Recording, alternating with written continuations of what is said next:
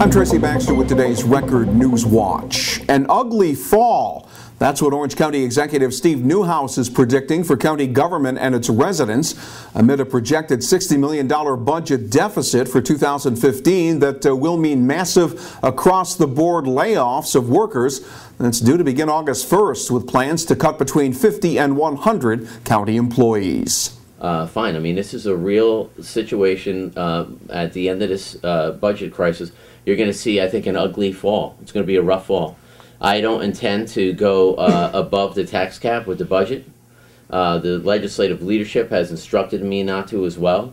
So at the end of the day, when I submit my budget in September, October, in that realm, we are going to really be discussing some serious implications to the workforce of Orange County. I think you're going to see across-the-board layoffs. That workload for the remaining individuals is going to increase and go higher, so we can have a significant impact on the public. I believe we will. Not could, I think we will. The county executive's assessment came during a meeting Thursday with the Times-Herald-Record editorial board. Neuhaus predicted as many as 600 total layoffs this year, representing almost a quarter of the county's budgeted positions. And he called the situation a, quote, self-induced mess, saying the previous administration and legislature repeatedly put off painful austerity measures that Neuhaus says should have started during the economic downturn.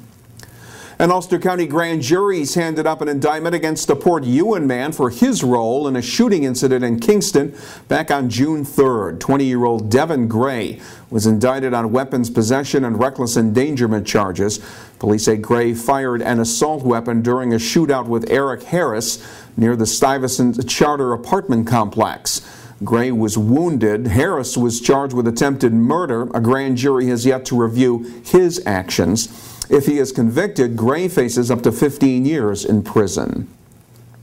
Despite the emergence of Orange County applications and the loss of 2 Sullivan County project proposals, those who attended last night's Sullivan County Chamber of Commerce game night remain hopeful Sullivan will still hit the casino jackpot when the Gaming Commission decides where to locate casinos throughout the state.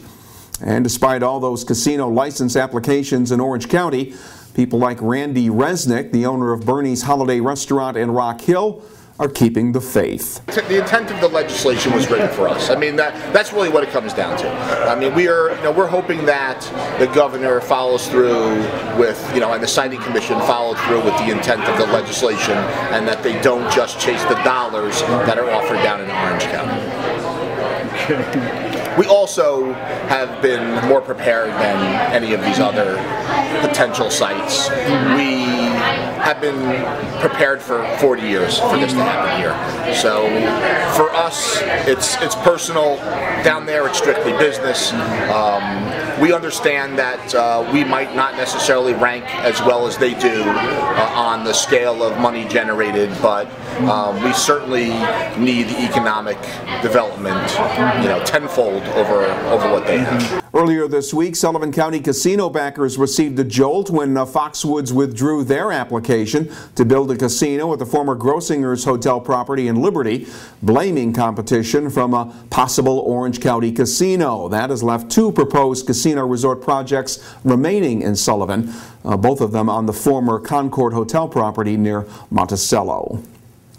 A woman from upstate Oswego County is facing a felony assault charge for what state police are saying is a serious case of child abuse that occurred in Sullivan County. 21-year-old Sandra Hansen was taken into custody following an investigation that determined her 3-year-old son had been seriously hurt. Child is currently listed in critical condition at a regional trauma center with numerous internal and external injuries. Besides felony assault, Hansen was charged with criminal obstruction of breathing and endangering the welfare of a child. New York is set to become the 23rd state to legalize medical marijuana. The Senate was preparing to approve what the Assembly's already passed, the so-called Compassionate Care Act that legalizes certain forms of marijuana for severely ill patients. The legislation does not allow the drug to be sold in plant form or smoked, but it can be administered through a vaporizer or in an oil base. Governor Andrew Cuomo has indicated that he will sign the measure when it reaches his desk. Medical marijuana has the capacity to do a lot of good for a lot of people who are in pain and who are suffering and are in desperate need of a treatment that can provide relief. Some of these cases are the most heart-wrenching cases you've ever heard. You're dealing with children with epilepsy, babies. So there are certainly significant medical benefits that can be garnered.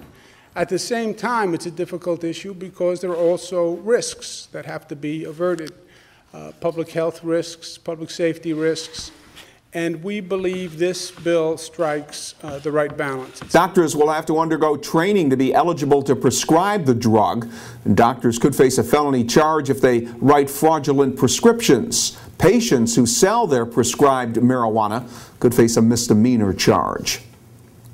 As a result of legislation passed by the state legislators, low-ranked teachers in the state won't be at risk of losing their jobs based simply on their students' performance on the new Common Core tests, at least for a few years. State Teachers Union President Karen McGee says approval of the safety net bill provides a reset button that ensures teachers won't be unfairly judged based on the controversial new Common Core standards.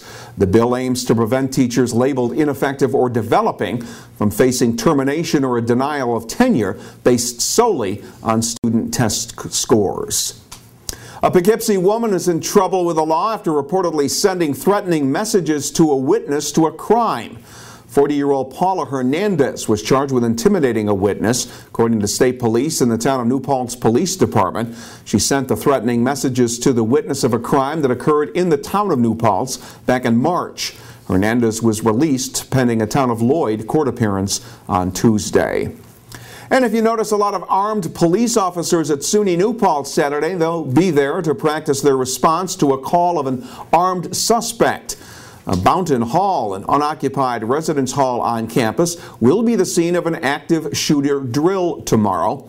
The drill will give police officers and emergency responders from several area departments the chance to stay up to date on the newest procedures in case they're called to the real thing. Tomorrow is the first official day of summer, and there should be plenty of sunshine around to begin our summer months. Saturday will be mostly sunny and pleasant with temperatures at or near 80 degrees.